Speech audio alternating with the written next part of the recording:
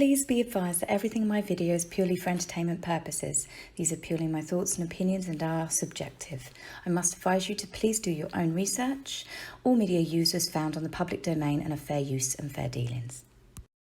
Hello everyone, finally the video has arrived. My apologies, as most of you know from where I posted in the community page, I managed to hurt all of my ribs and my muscles. It's still a little bit tender now, but at least I can breathe properly and kind of laugh and joke, hence why I didn't want to film, because I would have been very, very serious the whole time.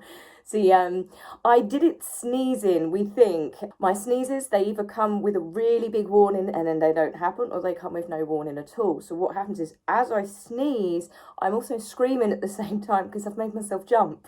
I know it sounds really ridiculous, and if I ever sneeze on camera, I promise I'll keep it in the video and I won't cut it out just to prove my point there.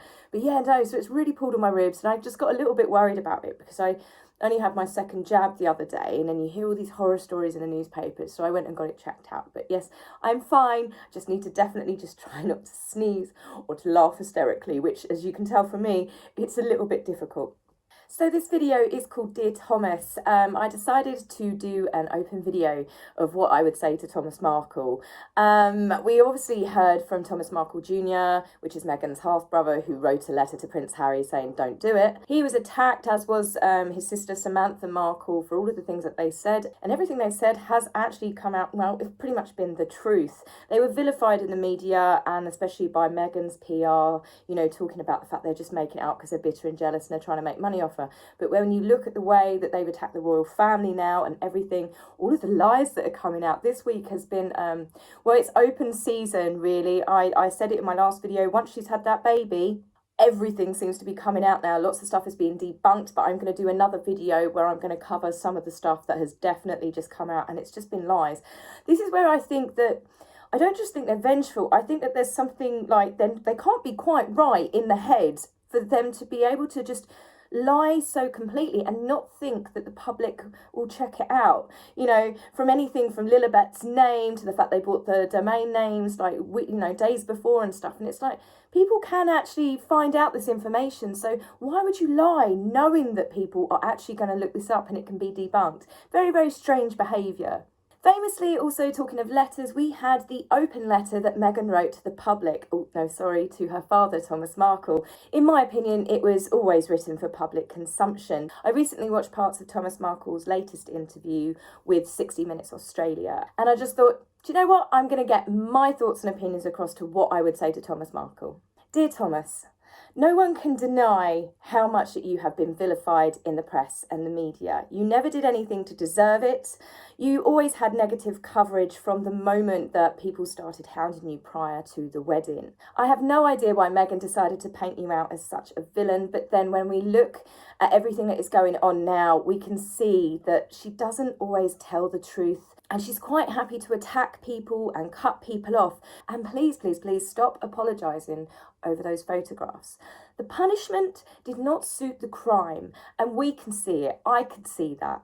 It didn't make sense that from a few photographs, using the same agency that Meghan herself used before when she does her set-up paparazzi shots, she actually knew the photographer as well that convinced you to do those pictures. Yes, Jeff Rayner, she had worked with Coleman and Rayner herself. And what makes it more suspicious for me is the fact that she knew the man that set you up to convince you to do those photographs, that took you to that cafe knowing that there was CCTV camera coverage there.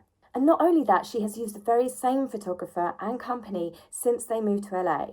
I'm sorry, but this to me just screams utter hypocrisy. Surely, if the person that humiliated you and the royal family days before your wedding, the reason why she completely attacked you and cut you off out of her life because it's the worst possible thing you could have done, the fact that she has still used that particular photographer and that company to sell paparazzi shots of her and Harry walking around LA, it seems pretty suspect, doesn't it? And I've long had my suspicions that I think you meeting that particular photographer and him convincing you to do these shots before the wedding, I can't help but think that it's all connected. Now, the other things as well that I want to get across is the public are not stupid. And originally in the beginning, everyone was on Meghan's side. Not everyone, few of us did see through it. But now we can see her true colours shining through, the awful accusations and just big, huge lies that she has told about our royal family on TV. She can lie without even so much as batting an eyelid. And given how cunning Meghan does seem to be, and all of the plans and all of the kind of like conniving behind the scenes, again, I still think that that is just showing that you were set up. The fact is, she didn't send you a wedding invite. Now, I'm sorry, but you would have had a wedding invite months and months in advance. If you were ever to be actually walking her down that aisle, you would have come over to the UK for your wedding rehearsals, for security training, to actually meet the royal family and, Meghan's future in-laws. The fact that Harry never came to meet you, the fact that the royal family never asked to meet you before. Now, come on, why do you think that the royal family would not actually insist on meeting you? Because Meghan must have told them something about you that made them not want to question about not meeting you. And you can guarantee what she told was something that wasn't particularly pleasant. I saw you on the 60 Minutes and I saw you blame Harry for not protecting Meghan. I've seen you, blaming Oprah that she's taken advantage of them. And this is where I want to say, sorry, Thomas, you got to wake up. It's time for a little bit of tough love. Your daughter is behind all of the bad treatment of you. She is the one that has obviously told the lies about you. I still think she was behind that setup with that photographer when they came out and took photographs of you prior to the wedding. It gave her the perfect excuse to treat you and to cut you off completely and to still have public sympathy. Harry clearly didn't want to meet you, and the way he's spoken about Meghan's family life, he felt that he was rescuing a damsel in distress. That alone must tell you that she said some pretty awful things about you behind the scenes. It's clearly obvious to now that Harry is a bit of a drip and clearly gullible, but why would the rest of the royal family not insist on meeting you or speaking to you? She is the one that painted you out to be a terrible father. We all know that that letter she wrote you was for public consumption. If it wasn't for public consumption and it really was a Dear Daddy letter, why did she hand it to PR teams, copies to solicitors? Why did she even send you a letter at all? Why not email you? Why not pick up the phone? You're her father. Why not have a phone call with you? She sent you a letter and she hoped that you would actually give that letter to the media. But you didn't, and you ruined her little plan. This is why she then gave that letter to friends that then slagged you off with People magazine. They wanted to poke you to get you to come out and defend yourself. And you did, quite rightly so. But then Meghan can play the victim again because you showed parts of the letter. I understand why you did it, because you have just been completely thrown to the wolves. But it is your daughter that has done that to you. It is not anyone else's responsibility. She has done that. And that, to me, take it from me who has lost my dad, and I would give anything for just a moment for my father. They are not the actions of someone that loves you. Those are the actions of someone that doesn't just want to discredit you, they want to publicly destroy you. I can't imagine how hard it must be to come to terms with the fact that your daughter has completely cut you out of her life. You've missed out on watching her become a mother. You've missed out on so much, and especially, your grandchildren.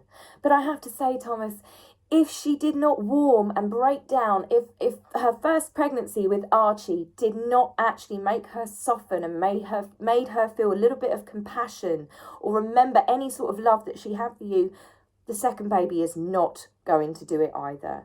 My heart honestly truly does break for you, and I've always been a massive defender of you, but the time has come. You've got to stop doing interviews. I'm not telling you what to do, but I'm telling you this from my perspective for your own good, because you are now playing into another one of her traps. Every interview you do, every time you speak to a reporter, you are playing the part of a father selling out his daughter. I don't believe you are. I believe that you are just so desperate and you are trying absolutely everything to get her to contact you. But the fact, I don't think she's going to. She didn't even contact you when you had heart surgery. If she couldn't even think once, my dad's been in hospital and had a life-threatening procedure, I'm going to cut him out of my life now. And in fact, what I'm going to do is I'm never actually going to ring him up and ask, is he okay? Did he check out of the hospital? Is there anything long-term that I can do? But instead, she thought, I'm going to write him an angry letter and blame him for everything. There is no culpability with either of them. But that, surely you must see, that is pretty cold to the bone. I hear you talking about, you just want your Meghan back. And I hate to say, I think your Meghan is long gone and I don't think she's coming back. She has restyled herself. into the Duchess of Sussex. She has cut off everyone from her former lives. Surely you must have seen the amount of friends, family members, all of the people that she has trampled on as soon as she got her first big break, even her first or second husband, Trevor.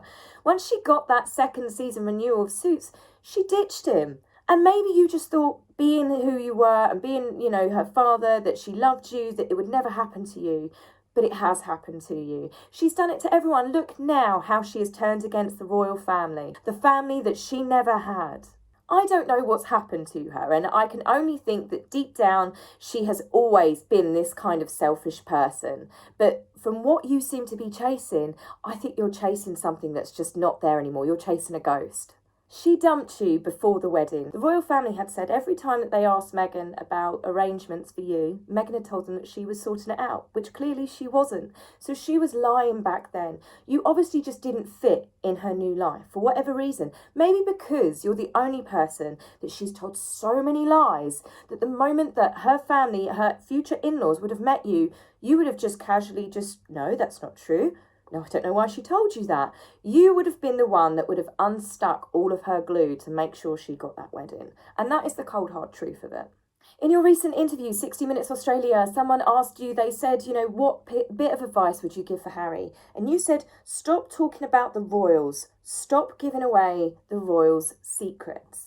The thing is, the royals are Harry's family and Meghan is your family. And whilst I'm very much on your side, how is it that you think it's any different? You talking about Meghan, showing her personal videos, photographs, anything new that you feel that you can give to the media. It's not going to be encouraging Meghan to contact you because I don't think there's anything you can do at this point that will. But you are making yourself look as bad as them. Especially one of the things that you said, which was part of the advertisement, that you were going to reveal some dirty laundry never been aired. That makes you no different to them threatening the royal family if they don't get their own way, they're going to air more secrets.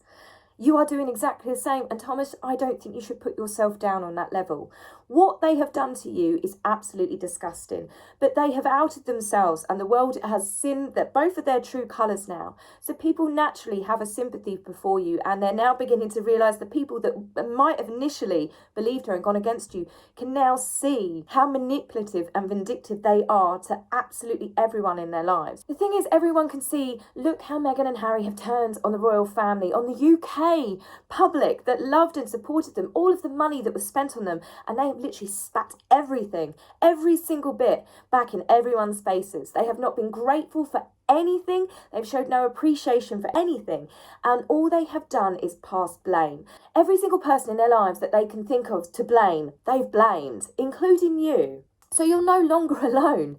Lots of members of the royal family now truly understand how vindictive and cold Meghan can be. I don't think that you can keep blaming other people for Meghan's actions. I know from you're probably just thinking, that's my daughter, that's my girl, and you've got all those wonderful memories. Like I said, I don't think she's there anymore. By continuously making excuses, saying it's Harry's fault, it's the royals' fault, or it's Oprah's fault, you're still letting Meghan off the hook, and she is the one that has done all of this to you.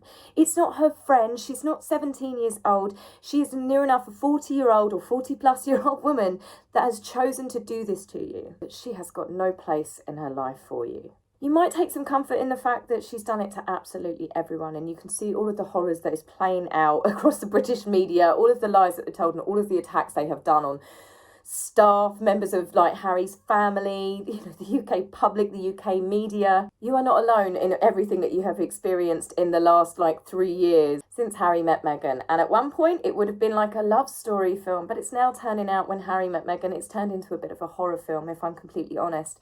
You seem like such a kind and decent man, and my only bit of advice to you is to spend time with people that do love you. Spend time with friends and their children. I've seen photographs of you handing out toys to various friends' children. Spend time with people and surround yourself with family members and friends and people that just genuinely love you. Don't waste your final years on chasing after someone that doesn't deserve you. So I am aware that Thomas Markle is probably never going to read this video, but I just felt like I needed to get that off my chest. I'm going to quickly churn out another video after this. Hopefully they will both be released tonight, one after the other, but it depends. If it gets to 10 o'clock at night and I'm still editing, you're going to have to forgive me. It'll be tomorrow morning. But I'll be back with you guys very, very soon. Another new video coming tomorrow. Take care for now, guys. Bye. If you like my video, please remember to like and subscribe. Please, angry typists, you will be blocked, so save your fingers for time. If you would like to buy me a coffee, please go to my About page and click the link. Love, Taz.